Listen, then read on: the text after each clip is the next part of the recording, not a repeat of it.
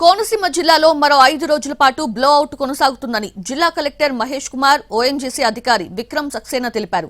ఇప్పటికే 95% blow out ని కట్టడి చేశామన్నారు. బ్లో అవుట్ కొనసాగినా ప్రమాదం ఉండదన్నారు. కాలిపోయిన కొబ్బరి చెట్లు, పాడైన పంటలకు నష్టపరిహారం ఇస్తామన్నారు జిల్లా కలెక్టర్. మరో 7 రోజులు అన్ని వైపులా నీళ్లు చిమ్ముతామని చెప్పారు.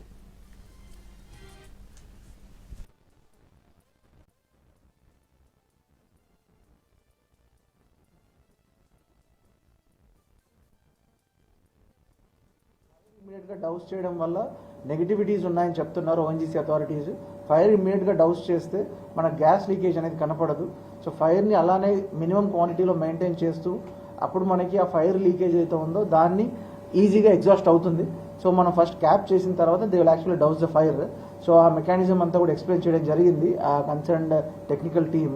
సో అట్లీస్ట్ నెక్స్ట్ 3 to 4 days వరకు ఆ మినిమల్ అమౌంట్ ఆఫ్ ఫైర్ ఉంటుంది, దట్ విల్ కంటిన్యూ. సో దానివల్ల ఎవరికి ఇబ్బంది ఉండదు, ఎవరు కూడా ఆందోళన చెందాల్సిన అవసరం లేదు. సో సరౌండింగ్లో పీపుల్లో ఉన్న ఏరియాస్లో ఉన్న పీపుల్ అందరికీ కూడా ఆల్రెడీ పబ్లిక్ రిప్రజెంటేటివ్స్ ద్వారా అడ్మినిస్ట్రేషన్ ద్వారా ఇంటిమేట్ చేశాము. Please go back to your homes. Everything is safe, everything is under control. Fire ఇమీడియట్గా డౌస్ చేయడం వల్ల నెగిటివిటీస్ ఉన్నాయని చెప్తున్నారు ఓఎన్జీసీ అథారిటీస్. ఫైర్ ఇమీడియట్గా డౌస్